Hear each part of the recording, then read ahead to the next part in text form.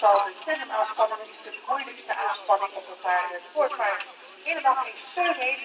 Bij de vierspannen heeft het voorpaard wel iets meer steun. Maar u ziet hoe lange combinatie dat is en hoe je dan moet opletten wanneer je instuurt. Het is ook zo dat de voorpaarden mogen niet in de strenge lopen, die mogen dus niet meetrekken, want dan trekken ze het achterpaard naar binnen. Met het gevolg dat de koets tegen de paal aanstaat. Dat is allemaal niet de bedoeling. Er zijn ook heel veel dingen waar ze op moeten letten.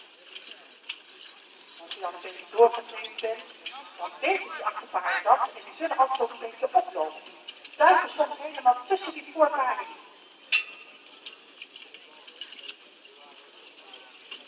Dat betekent ook dat als je een vierstand rijdt, dat je eigenlijk altijd een extra paard moet hebben. Want stel dat er iets gebeurt met één paard, ja, dan zou je hele trainingsschema in de war liggen.